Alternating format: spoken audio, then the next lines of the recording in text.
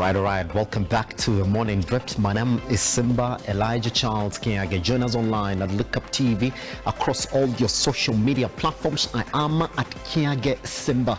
There's just a lot of issues that we're going to focus on this morning, but this week is that week when indeed the public participation process on the Finance Bill 2023 that essentially is going to form how the budget document 2023-2024 is going to look like. And this weekend, we've seen both sides speak on the bill, and we've seen exactly what has transpired around the political and public feelings around this particular bill. Now, before I introduce then the gentlemen who are going to join us in our conversation this morning, I'd like to introduce this particular story right here that is going to form the back end of our conversation. Now, President William Ruto's tax proposals have received support from our university students despite opposition from most sectors. And as a reporter now, Shada Karere reports, the contentious finance bill 2023, according to the Kenya University Students Association, will go a long way toward resolving members' housing needs and also in addition to creating employment for young people. Let's take a look. More entities that participated in the Day 7 of the 2023 and 2024 Financial Bill public participation have supported it. We'll be saving students from the clutches of slums. It is disheartening to see our fellow students forced to live in slums due to lack of affordable accommodation. These areas are rife with dangers exposing students to life-threatening risks, depression, and other social vices. By implementing a comprehensive housing plan, we can create a safer environment for our students, providing them with security they deserve while pursuing their education. Association of Kenya University Students, being among groups who appeared before the Departmental Committee on Finance, supported the deduction of 3% levy for housing project. The students stating that the project will give them access to affordable housing. The ones have been constructed already, students not benefited. But I was actually asking myself, do students have money to buy the houses? 3%, because I know there will be a devolved function whereby all these counties also, there will be houses in all these county governments. We'll also see a scenario in which students also will benefit from the same. In a rejoinder, a section of border riders backed the idea, stating that if passed to be law, they stand to benefit from employment opportunities. Kwa kazi yako ambao unasema ya kwamba huu mradi utaweza kuleta kazi kwa sekta yako ya bodaboda. Unajua mimi ni mfanyikazi wa kazi mingi, nafanyanga mjengo. Kwa hivyo ikiweza kukuja bado naweza park bike kando na niweze kuingia mjengo na ndaweza pata riziki yangu hapo ya kila siku na wenzangu. Their sentiments were also supported by the Technical Vocation Education and Training TVET and the Juakali sector. Waimbaji, unaona ile kitu inawalemea nyumba zao za kukaa. That's why when the president alikuja na hii, sisi kama waimbaji tukaketi chini tukaona tukisupport na tukiingia kwa hii housing itatusaidia sana because ile shida inakuwa na waimbaji mambo ya nyumba chairman. And this is also an opportunity for us to generate capital to kickstart our businesses, or to create employment for ourselves and also for other people. So we are very much supportive. However, a majority of entities who have so far appeared before the committee have opposed the bill, terming it harmful to Kenyans. Now we are saying that approach would, if it passes into law, we believe it can successfully be challenged later.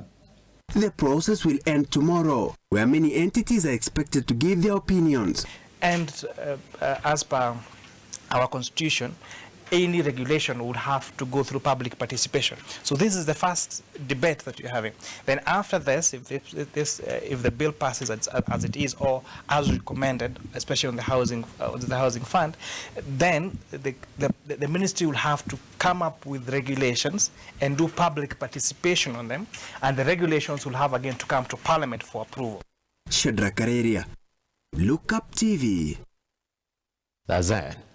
So it means essentially that after this week, then we'll be looking forward to further participation in that bill, but then the entire process ends today. Members have spoken about it. Kenyans are waiting on it. So let's then talk about exactly what we've seen happen around this particular bill. Let me introduce the gentleman who are joining us this morning. I do have Eric Mungai. How are you doing, sir? I'm doing well. Yeah. Good morning to our viewers. Happy to have you around. It's always good to see you. Usually it's a bright Monday morning, but today is a chilly morning. But you know, married men don't complain about. I was telling Ketani the same thing this morning. You didn't listen. Also joining us this morning is Eric Ragalo. How are you doing, sir? Salama, how are you? Fantastic. It's called Look Up TV. Kenyans should look up to everything that is happening in their country. I'm telling you. And it was such a nice weekend because during the weekends, all the MPs go home to tell their people what they know about whatever they know. Yeah. And from Saturday, Sunday, there was a lot of noise all over the country. We're going to talk about that, by the way. You say exactly what happened to Bonnie Kalwale. Yes. Yes. All right. And this morning we're supposed to be joined by James Kakuya, but he did apologize this morning. Something came up in terms of exactly what is going on in Parliament, and we do accept his apologies. He said he's going to come in this week as well. Fine. So let's talk about that. And I would like to begin with you, Mr. Mungai. The public participation process ends this week. What would you make of how this week, and sorry, the entire of last week and then this week has been essentially in terms of the public participation process in the Finance Bill 2020? I want you to start from that. Last week we were told that Border Association essentially embraced the bill, and today now we're getting told that yesterday university students also embraced the bill. Talk to me about how you felt the public participation process has been throughout. Thank you, Simba. I must say that, last time we were here, we did say that there is an opportunity for the public to participate in making sure that, and you remember us debating whether public participation is a futile exercise or whether they do put the views of the public into consideration. Yes. Well, I must say that this last week has been an eventful week. We had many actors presenting their proposals to the parliamentary committee, and we had Kenya Association of Manufacturers, we had trade unions, we had border riders, as you say. I also saw there were musicians that presented their views towards enactment of the bill into law. And we have had proponents of the bill. We've also had people who are against certain provisions of the bill. And as we enter the last stretch, I can almost tell now that we have gotten to a point where it's now political. Yes. You can see, you know, when you're in politics for a long time, if it walks like a duck and quacks like a duck, then surely it must be one. So I would say that last week has been very eventful. We also had the Busia senator threaten to go to a competent court of law should the bill be passed into law. Yes. That is Okiya Omutata. He has threatened that, of course, he has received his fair share of criticism in the event that he was in, but I believe it is his right. So we are going to have more back and forth this coming week.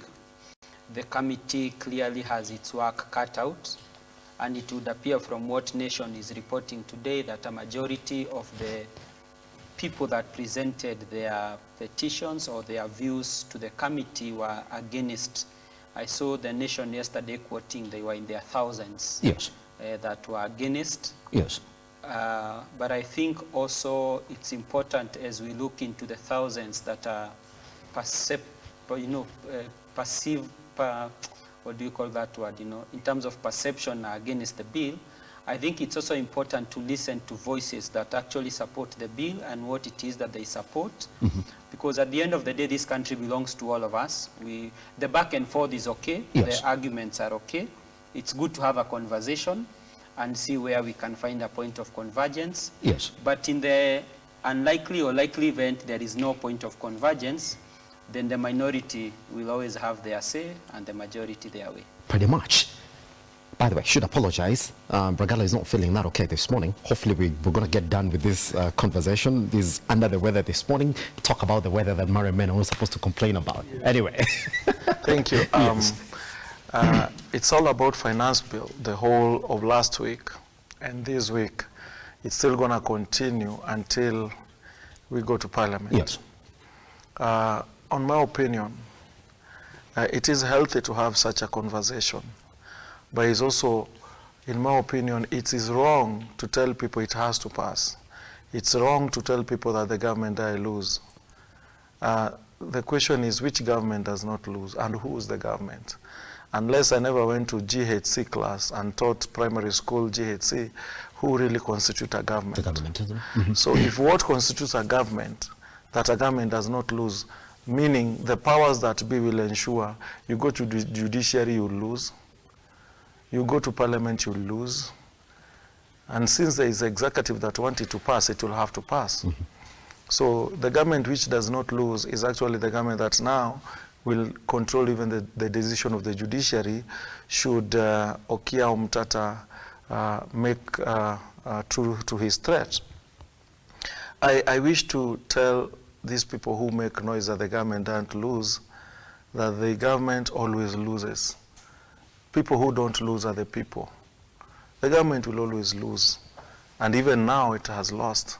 Because the minute you're saying that, what are you telling the people? Yes. That I'm going to do it, you like it or not. So is to say, yesterday I had Mr. Ruto say that those people who have pay slips are the ones refusing to be taxed. Or do I use the name tax? I mean to be, or let me use the name tax because anyway. Or refuse to contribute. Contribute. You know, you don't even understand what is the meaning of tax, because now that English is becoming hard. Refusing to contribute. And that brings a question to ask. When I read Hiroshi Kiyosaki's book, The Rich Dad, Poor Dad, yes. The person who wears a tie like you, bro, you are the poor dad. The rich dad is a dad that is always dirty, with very dirty hands. Anachota makaa, anapimia watu makaa, gari ya makaa inabeba, inauza. That is the rich dad. The guy who wakes up, does a very good shoe, trouser, a coat, a tie, walks akimbo, going to work, is a poor dad. Because they live strictly on budget against their payslip. Yes. So if Ruto is saying that the payslip people are complaining, yes, the payslip people have loans, and their loans are pegged on the payslip. Should you mess with their loan a bit, you've messed with their payment plan, they have to renegotiate payment plan with the bank. Yes. So that person making noise and refusing to pay is actually telling you, I'm under stress. You need to listen to people who carry the burden of the country. The payslip people are the people you pay, because most of them are civil servants. So if you want to peg it on them, then you're hurting them. So when you say ati wale mahasla hawasaidiki, my father, my dad, let me use the word, my biological father, he's a mechanic in Kariobangi Light Industries. He is the rich dad. I'm not saying he's wealthy or rich, but I'm saying he's the rich dad because he's never had a pay slip. But he took me through school, he took me through college, he assisted me in everything until where I am. And that guy has never earned a pay slip. So he made it. How many pay slip people are not able to take their kids to school? So if you want to attack the pay slip people, you're actually also getting it wrong, Mr. President. Please, leave the pay slip people alone. I don't earn a pay slip myself. I stopped earning a pay slip in 2011 from the government. I actually resigned from the Ministry of Health on 23rd September 2011. Yes. And stopped earning the pay slip because it was not mattering anymore. The pay slip was not helping. I started doing jobs hapa na pale. So don't attack the payslip people, because I've been there and I know what they go through. And I'm even giving you the dates I left the government. Over 10 years ago, I left the ministry. And many of me, myself, have left the ministry. How many medics have left the ministry? Reason, the payslip could not match up what they want to do. So the payslip people are actually the poorest. Eric will agree with me. Here we are not politicking. Eric, you know what a payslip is. The payslip people are the poorest. The business people who don't earn the payslip are the richest. So how are you going to shelve people who are earning payslip from being hurt? That is what I'm asking the president. Yes. You are telling me you're going to take 2,500 from them. Have you gone to a bank, you're told, if you had 2,000 against your payslip, ningekupatia loan ya $500,000. Ungekuwa na hiyo 2,500, ungeingia kwa 1.5 million bracket ya loan.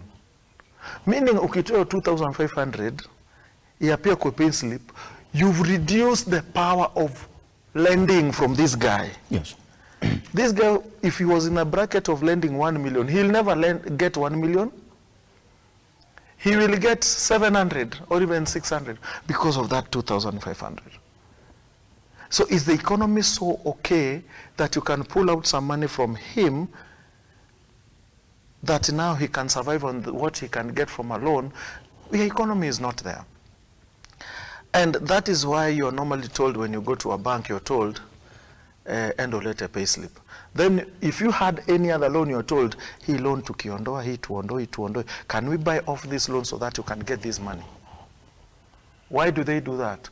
So that your power to pay the loan will be increased so you can get better money. Yes. So when you reduce their money, and that person had a plan to make his own home. Actually, me, I'm against this house. I don't need it. And I will pay. Yes. I am agreeing, I'll pay because now you want me to pay, I'll pay. Yes. But I don't want it. That's it. That's where the conversation begins, Eric. And just before we start weighing in on exactly what they've spoken about it. Leave alone that. Leave alone that. Mm-hmm. We are talking too much about money. Yes. Of the housing. We've forgotten even Akina Aziad, Akina Rikomondi, those people who survive on creating imagery. That's now paying withholding tax, isn't it? They will be paying tax. Like the 15% of whatever it is. This is the government that said we are going to create studios per county where young people will come with creative ideas and do films. And hiyo ni mambo ya kuinua mahasla. Yes. The same hustler who is creating things so that you go to TikTok, you're happy, and is getting some bit of money from TikTok and from YouTube, has to pay withholding tax. That guy is going to be crushed. Maziwa inaenda kupanda. We are not talking about this thing, we are talking about house. Right now, have you realized, unga imepanda, sukari imepanda, mafuta imepanda, maziwa haijapanda. But they were making noise, Uhuru anapandisha kila kitu. True brother, maziwa haijapanda for the last 6 months. Na kama imepanda, Eric is here, will tell me, Eric, maziwa ilipanda. He's actually my namesake. Maziwa imepanda. Maziwa haijapanda. Now they are going to tax 16% against ile tini ya kubeba maziwa. Na unajua inatakanga iko chini, unabeba, unaleta hapa inafika kule. So, like it or not, the Githunguri people, where maziwa is a lot, the Kinangop, where maziwa is a lot, they're going to feel the tax of maziwa. And those are the 190 who are not being told the truth about this thing. Fine. Here's the thing. But I want us to start this conversation like this. Then. Mr. Mungai, this is what Kimani Ichung'wah said this weekend, that if you intimidate the president, because now let's talk about the politics of the finance bill, then we are also going to stop you. And this is what Okium Tara said in his right, straight to the president face. It's like, the Constitution is my biggest friend. More than you, President Ruto, to his face. The finance bill has many bad things that are offending the Constitution, and this may end up in court. have already prepared a petition to go to court. And Mr. Mungai, it's not just Ruto who's facing a backlash on this. Boni Khalwale this weekend, in his own turf, when he stood up to drum support for the Finance Bill 2023, majority of his constituents told him, no, we do not support that. But then, Mr. Mungai, here's what we are getting, that we're getting treated to from the government in this conversation for the Finance Bill 2023. That indeed, you did not come to us so that you could give us proposals. No, you're coming to us so you could tell us why this has to pass. And indeed, you're saying it has to pass. I'm not sure whether, I've listened to my namesake, yes, and I agree with him to some extent. Yes. But we must also face the reality as Kenyans, that one, the government has to get money from somewhere. That is the first point, because we have obligations to meet in yes, terms of debt obligations, and not necessarily even emanating from this particular regime, but emanating also from previous regimes, and not just Uhuru's, even because government is a going concern. Yes.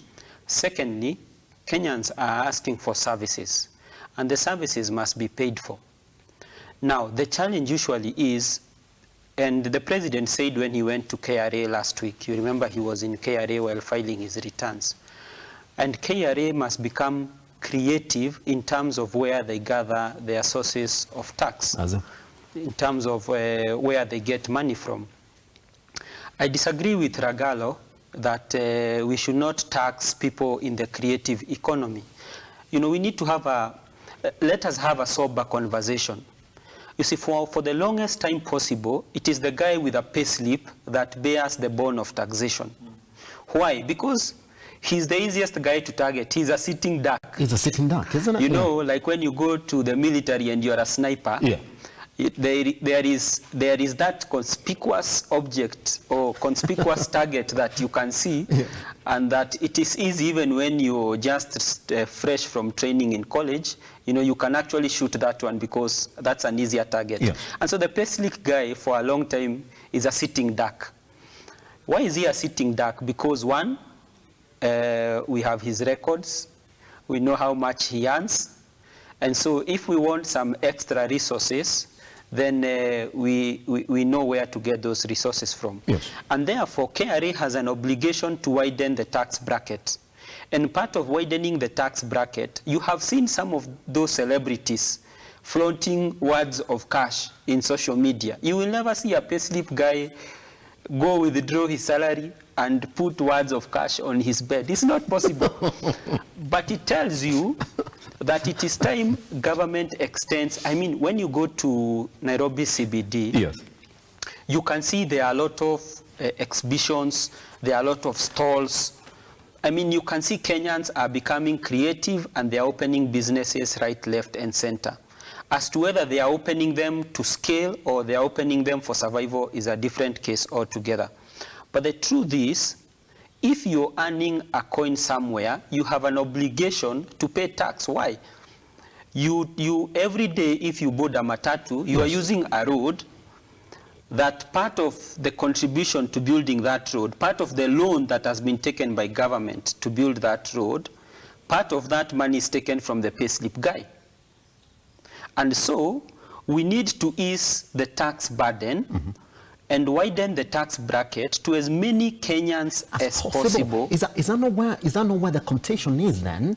That instead of you looking for other places elsewhere, just like you're saying, you're going to the same people who you already taxing to get whatever services that you're offering, which are not that good. But you see, Simba, yes, you're damned if you do, and yes, you're damned if you don't. Why? You see, anywhere in the world, yes, taxation is always a contentious issue, especially when there is a trust deficit. Because we must also discuss the issue of, in the bank where we bank trust, the deposits are very low. Because Kenyans feel if we give you our money, then chances are high we might not be able that money might go to Simba's pocket or to Mungai's pocket or to Ragalo's pocket as government officials. So there is also that discussion on trust deficit in terms of where does the money go when we raise that money. But coming to the housing fund issue in itself, as I said when I was starting, it is easy to drown the conversation, especially when you only listen to the critics of the housing fund. And it is important sometimes to also listen to the proponents. What are they saying? And let me give you an example, Simba. So I was doing a research, and I found that on Thika Road alone, there are 32 Matatu SACCOs. On Thika Road, you know, from CBD all the way to Thika. There is a minimum of around 32 SACCOs. Now, when you look at those 32 SACCOs, for NTSA to register a SACCO for you, you need a minimum of 30 vehicles. Okay? Now, having said that, each Matatu will ordinarily carry around 35 people. Okay? Now, when you do the math, if you do, like, say, 2 trips in the morning when they are coming to CBD, just 2 trips, you find that on Thika Road alone, based on that statistics, you'll have around 50,000 people coming into the CBD in the morning. And the question I was asking myself is, of those 50,000 about people, approximately, where do they live? Where exactly, when those people in the evening board the Matatu to go home, where exactly do they live? Yes. And you see, those people live in, I'm specifically focused on Thika Road. So those people live in either Mathare, Lakisama, Roysambu, Kasarani, Jomoko, all the way to Matangi, Thika, and all those places, okay? Yes. And I was asking myself, of all those Kenyans, how many of them own a place they can call their own? And therefore I asked myself, do those Kenyans ever feel the need to ever own a home or a house? That's the first question. The second question is, if you look at historically in this country, and you know, sometimes it's good to be honest, there is a desire for Kenyans to own a house or a home. And I use those two differently because, you know, a house sometimes could be an apartment, but for purposes of distinction, okay? And most Kenyans will prefer to buy an eighth where they can build something. If you look at the history of this country, you will realize that Kenyans have fallen victims of people who have taken advantage of them, courtesy of Kenyans wanting to own a place they can call home. And we have many examples to boot. And for example, it is alleged that there was a SACCO in Thika called Lesedi. We saw media reports, allegedly 1 billion had been lost from Kenyans who are willing to buy an eighth, a quarter, and their contributions were around 300,000 to 1 million for them to just own a piece of land that one day they could build a house. If you look at scandals like Ekeza SACCO, Ekeza SACCO sank with billions of money contributed by Kenyans. You saw a petition to the Senate last week, the Housing Committee of Senate. You saw that an estate in Kisaju, Kenyans contributed money. From 2008, they have never gotten title deeds, and they actually took a petition to the Senate because the developer closed shop. So it tells you, when you look at the experience, that indeed there is a need for Kenyans to own houses. Yes. Okay, I want to hold your sentiments right there. Once we come back, Ragalo, from this tiny break, I want to bring to your attention that PS Hinga faced a parliamentary group committee last week. A very sweaty affair. That's it. These questions that you're saying here, and let me tell you the top questions that he was asked before he walked off, because he couldn't answer any of them. He was told, he was asked, once this money is contributed, where is it gonna go? Number one. Number two, who is going to manage these funds? Number three, what interest rate? Because the president keeps on saying, well, you're gonna earn it with interest rate. What interest rates are Kenyans looking at once they reclaim this money after 7 years? He couldn't answer. So again, that's the same question. Majority of the people were saying, well, we do not want this.